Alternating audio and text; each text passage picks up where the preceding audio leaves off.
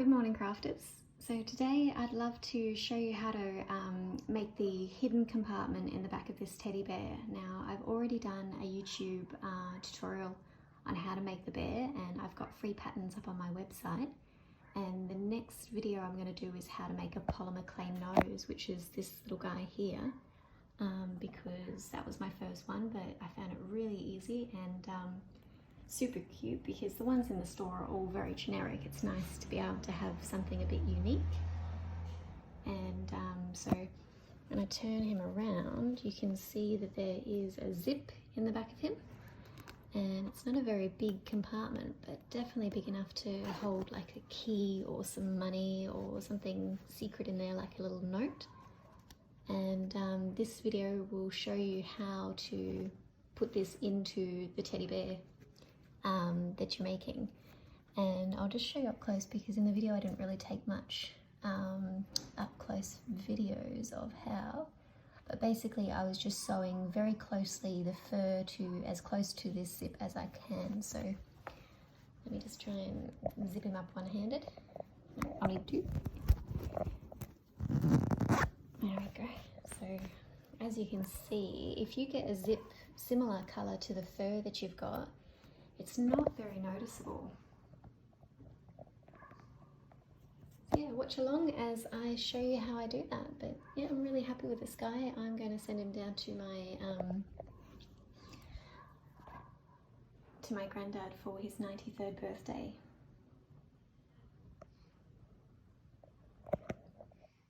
Thanks for watching, everyone. For the pouch inside my teddy bear, I've got this old pair of pants, and I'm just going to sew a little pouch. Now I'll make it a little bit kidney shaped, and then I've got this little zipper that I'm going to sew to it, and then I'll hand sew it. So I'll show you some of the steps as I go along, but first of all I'll do is I'll cut out the shape of the pouch I want on the inside of my teddy bear. For my first inside pouch, I've decided to do quite a small one, but you'll still be able to fit little treasures and things in there. So I have double sewn it, and it's just got a nice little shape to it where it's deeper at the bottom than it is at the top.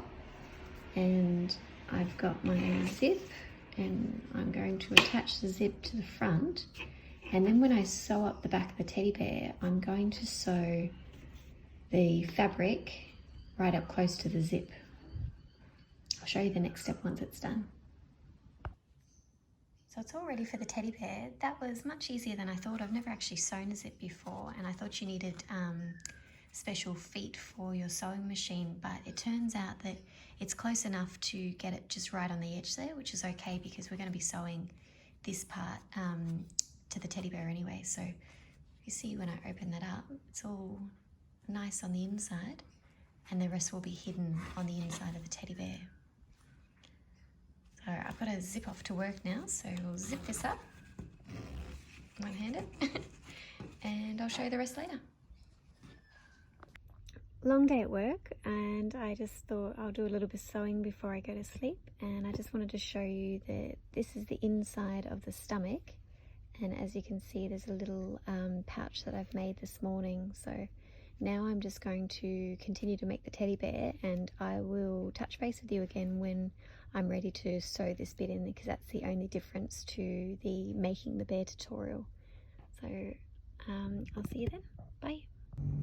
Okay, so the teddy bear is all made except for his nose, so he looks very grouchy about not having a nose. I am going to do a tutorial on how to make a polymer clay nose, because I think I'd like to be more creative than the noses that you can buy in the craft stores. So I can turn him around, and I've already stuffed his back and tried to cut a little bit of a wedge in the middle there. So I just used a little scalpel to cut through the middle a little bit, just to give it a little bit of space. And I've got the piece that I made before, so all I need to do is insert like this,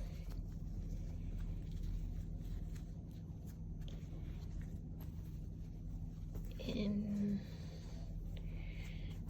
it feels like it's a bit long at the moment, but I think what I have to do is remember that it's going to be stretched flat. So the first step will be to get some thread and a needle and stitch it as close to the bottom as I can, and then stretch it straight up to the top. And as I sew this side to that side, it'll bring everything much tighter. It's really important when you're making teddy bears to use super strong thread. I believe it's called top thread, or super strong, but you know, you shouldn't be able to pull it like this and break it with your fingers, because otherwise it's going to be it's going to be too weak. So I've just made a short thread here, push him up a little bit, and I'm going to try and get that little metal zipper bit right at the base and in the middle. So I'm going to come from the inside up through the fur,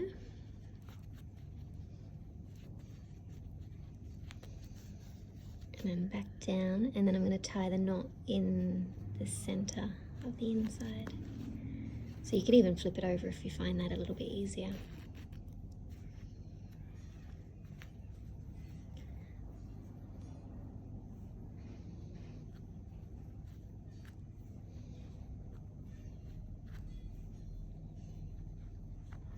So I like to tie things about 3 times at least, and then I'll come, just bearing in mind that you've got that little pouch, you try and avoid that when you're doing your little stitches.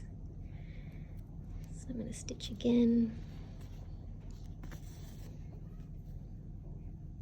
back down,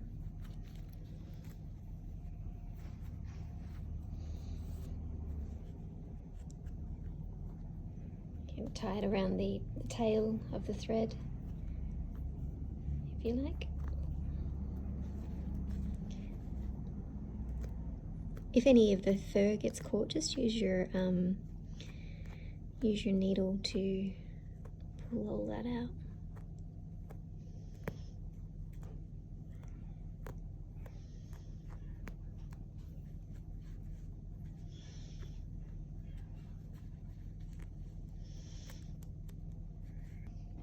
Okay, so I've done the bottom. I'm just going to chop that off.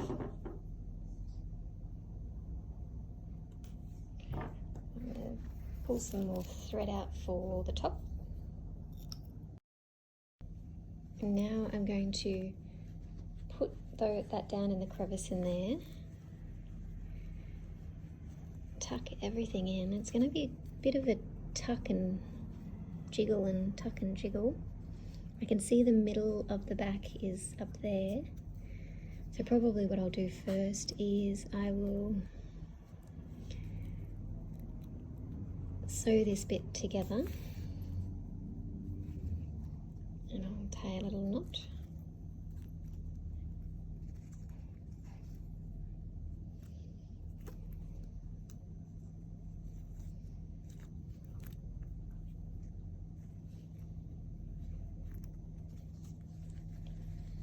Tuck it all in.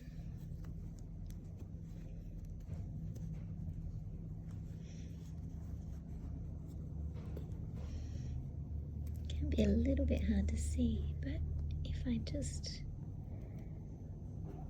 find the middle there. It's looking loose, but I really hope that when I stitch it together, I'm going to find that it all comes together there, because I thought that before it was stuffed, when I was measuring how much of a hole to keep open, I was conscious of how long the zipper was, so I have a feeling it's going to be okay. And I think I'd like to start from the base, so I'm going to try and knot this.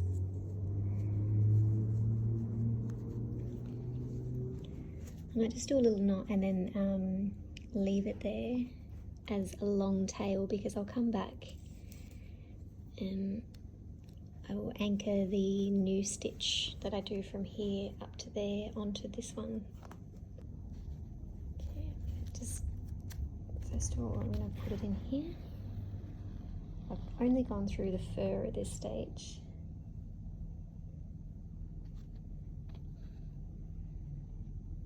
You know what I should have done? Let's do that again, but from the inside. So straight through the fur.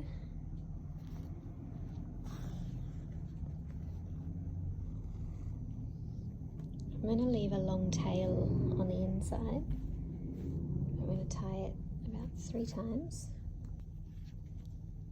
And I'm going to tuck that tail on the inside there.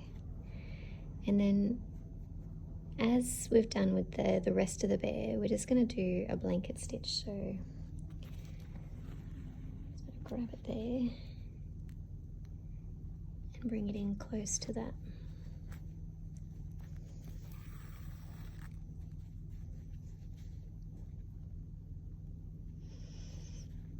So always making sure that all your fur is out of the way.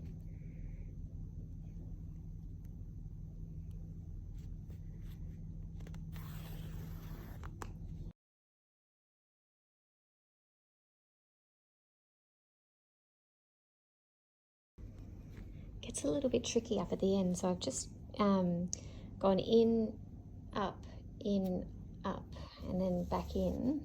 And what I'm going to do is I'm going to end that by tying it onto that long tail that I left. So nice and tight. As many knots as you want. And the options are now that I could keep going or cut my thread and start a new one from the bottom, and I think that's what I'll do. I just feel like that's a safer option. And you'll see that it's a little bit caught up in the hairs and everything here, but you're just going to need to get like a little, just like I have it here, like a little needle, and just pull those caught fibres out. Might take some time, I'll go over that later, but that'll neaten up the back a little bit. I'm going to do one more knot for good luck. I'm going to chop my thread with the needle, leaving the long tail, because that'll be useful when I get to the top with the other side.